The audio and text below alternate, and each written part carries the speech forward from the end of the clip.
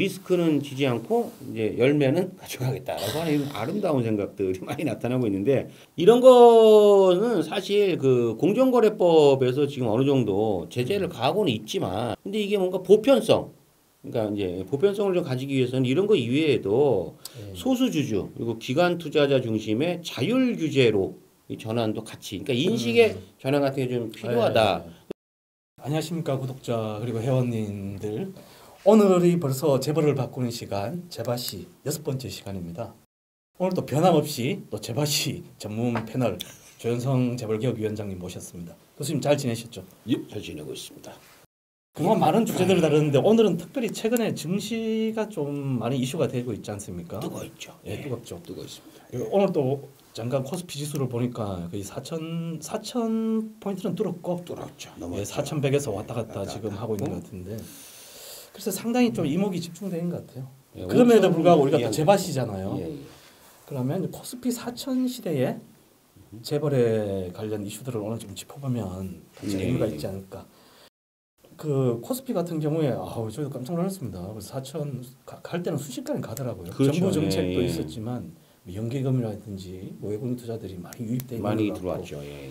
뭐 일정 부분 뭐 긍정적인 이제 뭐 정부의 상법 개정 이런 역할이 조금 있었다고 판단은 됩니다. 있었죠. 예, 예. 그런데 같이 봐야 될 게 또 그게 결맞는 우리 재벌들의 소유 지배 구조가 좀 개선되고 있는지 그것도 한번 짚어봐야 될 것 같고요.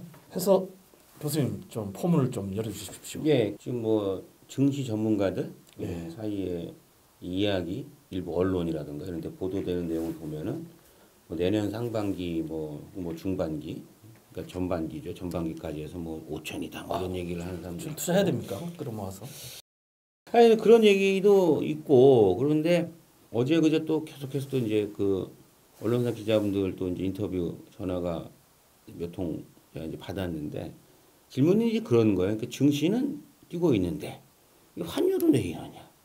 그래서 이제 원화 가치는 사실 지금 크게 힘을 발휘 못하고 있죠. 그러니까 굉장히 좀 뭐랄까 그 상이한 현상이 지금 대한민국에서 같이 일어나고 있는데 우선 이 코스피 4천 시대를 먼저 이야기를 하자면은 사실 이제 늘 말씀드렸다시피 한국이 이제 소위 말해서 이제 재벌 공화국이다 이제 이렇게 얘기를 하는데 이것은 이제 재벌의 소수 재벌의 경제력이 집중되는 것을 이제 의미하는 거고 사실 이렇게 해가지고는 특히 뭐 AI라든가 이런 첨단 기술 시대의 미래 산업을 국가가 고르게 발전을 시키는 데는 이제 한계가 있죠. 그래서 이제 이런 것들을 완화하려는 노력들이 필요하고 상법 개정은 그런 면에서는 저는 상당한 의미가 있었다라고 생각을 합니다. 그리고 그런 상법 개정을 통해서 한국에서 이 재벌 총수 일가가 이제 민주적인 통제를 받게 됨으로써 소위 말해서 불투명성이 제거가 되고 이제 그런 것들이 코리아 디스카운트를 완화하고 그런 것들이 워낙 저평가되어 있는 한국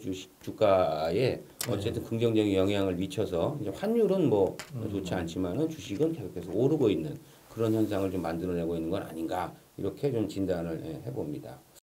전 정부도 뭐 기업 밸류 이런 프로그램 많이 했었고 현 정부도 뭐 비슷한 연장선이 있다고 봅니다. 증시 활성화 이런 목표를 들고 왔고 기업 가치 제고 그렇죠. 뭐 그런 기업 가치를 제고시킨다라는 측면에서는 의미는 있는 일인데 진짜 진정한 좀 밸류업을 위해서는 좀 어떤 것들을 해야 되는지. 유니콘 기업들이 다수 나와야 돼요. 이게 제일 좀 아쉬운 게 특히 이제 AI 이 시대라고 하는 뭐 오늘도 어디 뭐 뉴스를 보니까 뭐 1차 AI 전쟁이 뭐 2027년인가 뭐 2030년인가 이건 저희가 확인이 필요할 텐데 그때 뭐 결과가 나온다 뭐 이렇게 전문가들이 이제 진단을 하고 있는데 그 전까지 우리가 뭔가 좀 끄집어내야 되는데 이제 그런 게 잘 안 보이거든요. 근데 이제 그게 왜 그러냐면 한국은 고전적으로 이게 재벌이라고 하는 이 집단에 모든 경쟁력이 다 집중이 되어 있고 경제력이 집중이 되어 있고 맞습니다. 뭐 산업이 집중이 됐고 이러다가 보니까 유연성이 떨어진다라는 거죠. 그런 유연성을 떨어지기 위해서는 이 재벌에 집중되어 있는 이 산업 구조를 좀 바꿔야 되는데 그러려면은 이제 저희가 늘 말씀드렸다시피 우선은 기업 집단의 출자 규제를 구조를 좀 단순화할 필요가 있어요. 지금 이게 문어발이다 선단식이다라는 건 뭐냐면은 이게 일반인은 봐서는 알 수 없는 굉장히 복잡한 미로와 같은 이게 뭐 주식 지배 구조 관계를 가지고 있기 때문에 누가 어떻게 뭘 해갖고 여기 영향력을 행사하는지 이런 것들이 이제 불투명하고 그 안에는 뭐 온갖 산업이 다 있어요. 온갖 산업이 다 있다 보니까 돈이 될 만한 산업은 다 건드리는 거죠. 쉽게 말하면. 그래서 뭐 잘 되면 좋은데 지금까지 성과를 그렇다고 보기는 어렵다. 그래서 지주회사 제도라고 하는 게 이제 본래 입법 취지를 살리려면은 이제 계열사, 이제 출자 계열사로부터 이제 출자를 받는 계열사, 이제 피출자 계열사라고 이야기를 하는데 그러니까 이걸 이제 이런 관계를 그러니까 두 단계로 딱 그냥 줄여요. 그래갖고 다른 계열사의 출자를 금지해서 출자를 2층 구조로 제한을 하고 100% 출자는 출자 단계 계산에서 제외하는 방안 등은 뭐 고려할 수 있겠으나 어쨌든 핵심은 단순하게 줄이는 것. 이거 하나를 우선 말씀을 드릴 수가 있고요. 두 번째는 지난 시간에도 얼핏 말씀을 드렸고 저희가 또 12월에 긴급하게 토론회를 준비하고 있습니다만 금산분리 이거 완화에 대한 우려입니다. 이게 그러니까 금융회사와 주요 실물회사를 동시에 지배하는 것은 이게 오늘날 이런 첨단 기술 시대에 맞지도 않고 근데 뭐 저번에도 말씀드렸다시피 뭐 자금 조달 뭐 이런 거 자금은 시장에서 조달을 해야지 이게 평가를 받는 거예요. 근데 지금 그런 생각은 안 하고 자꾸 뭐 이런 걸 핑계 삼아서 빌미 삼아 가지고 완화하려고 하고 있는데 이거는 좋지 않다. 과거에도 우리가 삼성이나 하나 등의 사태 등을 보게 되면 이제 이런 부분을 배울 수가 있는 거죠. 그래서 복합 금융그룹 감독의 실효성 확보를 위해서 법 개정을 통해 가지고 행위 규제와 더불어 주요 금융회사와 주요 실물회사를 동시에 지배하는 것을 금지하는 구조적 조치가 병행될 필요가 있습니다. 이 두 가지를 경실련에서는 가장 최우선이다. 가장 좀 급한 거다라고 이제 보고 있습니다. 일단 지나치게 복잡한 출자 구조를 단순화하고 금융과 쉽게 말하면 자본시장과 실물경제를 다르게 돌리기 위해 가지고 그러면 어떻습니까? 경쟁력 있는 기업들은 실물경제에 더 집중을 해야 되는 거죠. 근데 이걸 두 개를 다 가지고 있으면은 이게 이 은행의 예금이 어디로 가는지 뭐 알 수도 없고 급하면은 뭐 주머니 돈이 쌈짓돈이라고 뭐 그렇게 쓰일지 안 쓰일지 뭐 모르긴 하지만은 그동안 이제 한국에서 이 재벌 집단이 보여왔던 행태를 봤을 때는 좀 우려는 된다. 뭐 이렇게. 그리고 저희가 일감 몰아주기에 대해서도 얘기를 사회편취 규제 예. 다룬 적이 있지 않습니까? 그렇죠. 여전히 일감 몰아주기 이거는 계속해서 이제 지속되는 ING형이고 해서 이제 이 역시 또 해결 방안이 좀 모색이 필요한데 경실련이 주장한 바가 있지 않습니까? 좀 말씀해 주시면. 그러니까 참 이거 얘기할 때마다 느끼지만은 참 인간의 욕망이라고 하는 게 진짜 대단한 것 같아요, 진짜. 그죠? 몰아주고 욕망이에요. 몰아줄 욕망 대단한 것 같아요, 진짜. 뭐 인간적으로는 뭐 조금 이해가 됩니다만은 근데 이게 국가라고 하는 수준에서는 이 사회라고 하는 수준에서는 참 이런 것들은 통용되기 어려운 비상식적인 일들이 많죠. 일단은 계열사 간 일감 몰아주기를 통한 사익 편취, 그리고 주주 일가나 뭐 이게 특정 임원에 대해서 과도한 임금 책정, 퇴직금, 그리고 계열사 간 기업 합병을 하는데 본인의 어떤 사적인 소수 집단의 사적인 이해관계를 반영시킨 통폐합 등. 또 계열사가 벤처기업 투자에 대한 리스크는 계열사 투자를 통해 부담을 시키고 성공한 벤처기업을 인수를 할 때는 지배주주가 참여하는 형태. 이것도 새로운 사익 편취이잖아요, 그죠? 왜냐하면 리스크는 지지 않고 이제 열매는 가져가겠다라고 하는 이런 아름다운 생각들이 많이 나타나고 있는데 이런 거는 사실 그 공정거래법에서 지금 어느 정도 제재를 가하고는 있지만 근데 이게 뭔가 보편성. 그러니까 이제 보편성을 좀 가지기 위해서는 이런 거 이외에도 소수주주 그리고 기관 투자자 중심의 자율 규제로 이 전환도 같이 그러니까 인식의 전환 같은 게 좀 필요하다. 대표적으로 MOM이라고 하는 소수주주 동의제 이런 거 도입에 엄마는 이런 게 필요하고 국민연금의 독립성 강화 및 스튜어드십 코드의 충실한 실행 이런 게 이제 필요하죠. 지금 맘 같은 경우는 이 발음이 좀 안 되는데 majority of minority 이런 거죠. 당시는 지배주주 및 특수관계인의 영향력 아래에 있는 회사에서 지배주주가 아닌 나머지 주주 이게 소수주주죠. 소수주주의 과반 이상 동의가 있어야 거래나 의사결정이 유효하다는 어떤 이런 제도를 구조적으로 만들어 놓고 그다음에 지배주주의 자기거래, 계열사 부당지원, 분할, 흡수합병, 주식교환 등 주요 안건에 대해서 모두 다 이런 식으로 맘 제도를 통해 가지고 이 소수주주의 동의를 받도록 해야지 이게 주주 가치가 올라가는 거고 그럼 투명성도 더 올라가는 거고 주가도 더 올라가는 거고 뭐 이런 거예요. 그러니까 사람들이 주식을 그 대규모로 투자를 하거나 진짜 투자로서 접근을 할 때 안 하는 이유가 뭡니까? 내가 내 돈 넣어놨는데 뭐 어떻게 돌아가는지를 알 수가 없어요. 그러면 그건 굉장히 불안한 거죠. 근데 한국 사회는 이상하게 이 재벌과 이게 어떤 소수 대기업 집단의 어떤 이런 불안감, 이런 불투명성에 너무 익숙해져 있었어요.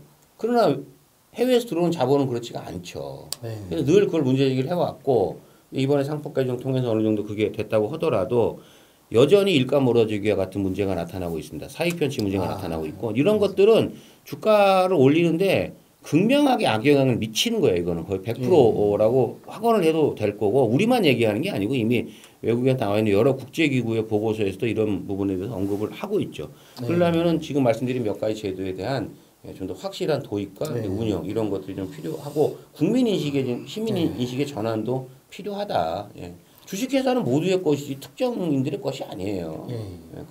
정부가 증시가 활성화에 많은 이제 사활을 걸고 있는 것 같아요. 사활 거는 그래서 조금 하나 우려되는 게 최근에 뉴스 많이 보셔서 알겠지만 예. 지금 구윤철 이제 부총리가 이제 나와서 또 다시 그 배당 소득 분리과세를 완화하겠다라는 지금 입장을 밝혔거든요. 그 정부가 이제 그 뭐냐 7월에 세제 개편안을 발표할 때도 지금 배당 소득 이제 과세를 최고 45%인데 그걸 35% 낮추겠다고 했는데 거기서 10% 더 낮춰서 25%로 낮추겠다. 이렇게 이야기하고 있거든요. 이게 맞습니까? 그게 뭐 그렇게 해가지고 실제로 영향을 받는 인원이 얼마나 된다고요? 그러니까 2023년 기속분으로 이렇게 보면 배당 소득 과세 대상자들을 보면 2천만 원 이상입니다. 네, 2천만 원. 미만은 거의 14% 분리과세인데 그 이상의 이제 사람들 보면 한 5만 정도. 35만 정도. 우리나라 전체. 네, 전체. 고액 금융 자산가들이 아닐까. 당연한 거죠. 왜냐하면 저희 인구가 지금 한 5천만에서 6천만 사이 아닙니까? 35만밖에 안 됩니다. 네, 그럼 그 1% 정도 되는 건가요? 1%가 안 되는 거죠? 네, 1%가 안 되는 그 면은 거의 이제 고액이라고 사실 봐야겠죠. 고액이고 이자 배당 등등으로 1년에 2천만 원을 받으려면 그건 쉽지가 않죠. 예전에 어디선가 한번 그런 얘기 봤는데 뭐 미국 배당주에다가 뭐 1년에 뭐 2천인가 1천만 원인가 뭐 이거를 안정적으로 벌려면은 뭐 4억 한국 돈으로 4억 5천인가를 넣어놔야 된다라고 하는데 이게 어차피 서민층하고는 관련이 없어요. 그러니까 관련이 없고 만원 배당 소득 만원 나 성공한 거죠. 나 만 원 받았으면 만원 받아 나 성공한 거야. 주식 진짜 겁나 잘한 거야. 만원 2천만 원 이상이면 몇 배입니까? 그건 이제 그 상상할 수가 없는 거고요. 이제 그러니까 그런 부분들이 왜 자꾸 그런 얘기를 꺼내는지 모르겠는데 이게 뭐 지방선거를 겨냥한 뭐 민심용인지 뭔지 모르겠는데 민심을 잘못 찍고 있다 지금. 민심이 원하는 것은 전체적으로 이제 산업이 건실해지고 국가 경제가 건실해짐으로써 나눠 먹을 수 있는 파이가 커지는 걸 원하는 거지. 기존의 특정 집단이나 고액 땡땡땡으로 불리는 그런 집단들이 거의 독점하다시피 가지고 있는 이 금융자본시장의 어떤 뭐 혜택을 줄인다. 이런 것들은 조금 저는 뭐 상당히 좀 문제가 있는 접근이다라고 생각을 하고 그런 부분들을 통해서 코리아 디스카운트를 해소하고 밸류업을 하겠다라고 하는 것은 어떻게 해서 그런 접근 방식을 생각했는지는 모르겠습니다. 저희가 뭐 공개 토론을 하는 것도 아니고 구체적인 입장을 들어온 바가 없으니까. 근데 뭐 진짜 뭐 그게 확실하고 자신 있다면 뭐 한번 화끈하게 설명을 해주든지요. 근데 또 그렇게는 안 해요. 항상 물어보면은 안 하고 그냥 두동소리 해가지고 법 개정 통해서 하고 또 일반적으로 이제 시민들은 또 그런 거 잘 몰라요. 잘 모르죠. 그러니까 얼마 전에 받아본 적이 없으니까. 받아본 적이 없고 그리고 뉴스 그 지난주에가도 나왔지 않습니까? 지금 뭐 불장이라 그래가지고 뭐 다 떼도 저런 것 얘기하지만 실제 조사를 해보니까 뭐 거의 뭐 절반 이상은 다 돈을 잃었다는 거잖아요, 그죠? 그러니까 이런 게 그냥 지금 통상적인 건데 이게 조금씩 더 나아져가지고 모두에게 혜택이 돌아갈 수 있는 이 건강한 주식시장, 자본시장이 형성이 돼야 되는데. 그 생각은 안 하고 그냥 어떻게 그냥 조금 더 버는 사람들 그냥 뭐 좀 해갖고 할까 뭐 이런 생각만 하고 있다라고 그러니까 하는 게 아까 교수님 정말 근시안이야 근시안. 정확하게 짚어주셨는데 근시안. 어떻게 보면 이게 35만을 위한 정책이거든요. 그렇죠. 국민 다수 이제 서민들 이런 사람을 위한 정책이 아니고 그리고 약간 조세 정의, 조세 형평성 측면에서도 맞지도 않는 것 같습니다. 않죠, 그렇죠.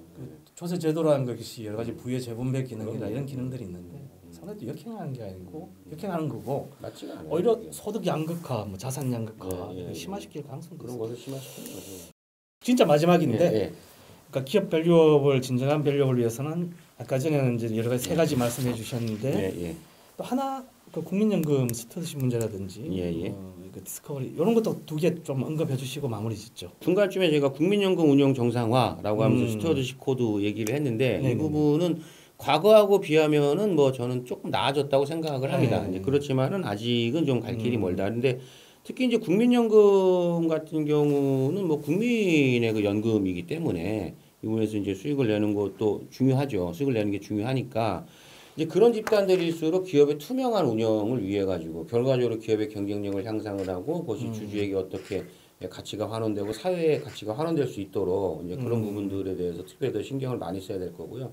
그다음에 이제 디스커버리 제도와 징벌 배상 제도 저희가 계속 얘기를 했는데 이 부분이 그러니까 방망이가 밋밋하니까 이게 결국 자꾸 일어나는 거예요. 그러니까 이런 부분들에 대한 확실한 그 사인을 줘야 됩니다. 그러니까 확실한 사인을 줘야 되는데 아직도 뭐 이제 뭐 재벌이나 이런 데서 문제가 터지면은 뭐 대충 뭐 정해진 룰대로 뭐 판결의 결과가 나온다라든가 이런 부분도 좀 말이 안 되는 거죠. 그러면서 또 언젠가 얘기한 지난번에도 한번 얘기했습니다만 또 배임이라든가 이런 문제에 대해서는 또 뭐 해달라. 그러니까 그런 부분이 너무 저 뭐 부당한 부분이 좀 일부 있으면 그걸 완화해서 뭐 하는 건 좋다 이겁니다. 예? 오케이 그럼 좋습니다.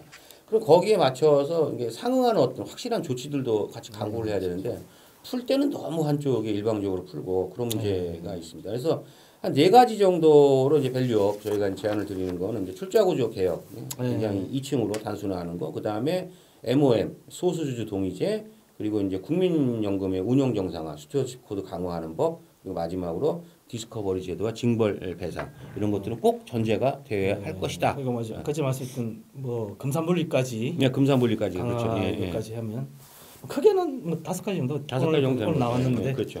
진정한 정말 뭐 기업 밸류업이 제대로 걸맞는 밸류업이 되기 위해서는 이런 부분도 같이 가야 된다라는 게 꼭 특히 정부 그리고 국회의원들이 좀 명심했으면 좋겠고요. 이게 제도적으로 좀 녹아나야지 정말 5천을 넘어 그 이상도 갈 수 있다. 저는 뭐 이렇게 한편으로 희망적으로 봅니다. 왜냐하면 4천이 넘는 걸 봤잖아요, 저희가. 봤죠. 봤기 때문에 이제 5천이 될 거라는 생각을 해요. 그러면 이제 그러니까 시민들의 전체적인 인식이 이쪽으로 몰리게 되면은 과거에는 나랑 상관없는 일이었는데라고 했던 것도 이제 보게 되는 거죠. 어쨌든 보는 눈이 많아져야 되는 겁니다. 그래야지 뭐 정부 여당이든 뭐 여기든 다 무서워하는 거지. 권력 있는 사람들이 무서워하는 거고 그다음에 재벌들도 조심하게 되는 건데. 과거에는 그런 부분들이 잘 없었잖아요. 그래서 주식 투자해서 돈 번다 그러면은 이게 말이 되는 소리냐? 주식 투자하면 패망한다, 뭐 패가망신한다 이런 얘기만 했는데 사실은 뭐 그런 건 아니거든요. 이게 건전한 자본주의나 정상적인 금융 자본주의라면은 당연히 주식을 투자해서 돈을 버는 건 지극히 당연한 거고, 그건 뭐 좋은 거죠. 부자가 되고 싶다고 하는 걸 우리가 막을 필요는 없어요. 근데 이제 그런데 한국은 워낙 왜곡된 구조로 오랫동안 왔는데 최근에 그런 부분에 대한 그 사회 인식이 바뀌고 있다라고 하는 거. 그런데 그래서 더더군다나 거기에 걸맞는 제도를 설계하고 거기에 걸맞는 어떤 통제 장치들을 만들어내고 그런 것들이 결과적으로 사회 경제로 가치가 환원되는 그런 선순환 구조를 만들어내는 것이 필요하다 이렇게 말씀을 드리겠습니다. 역시 교수님 하나하나 명쾌하게 또 설명해 주셔서 너무 감사하고요.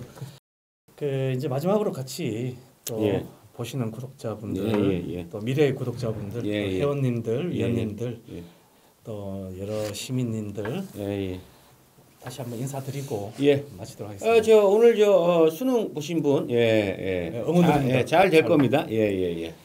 수능 화이팅 하시고, 화이팅 하시고, 구독과 공유, 또 좋아요, 추천, 부탁드리겠습니다. 감사합니다. 감사합니다.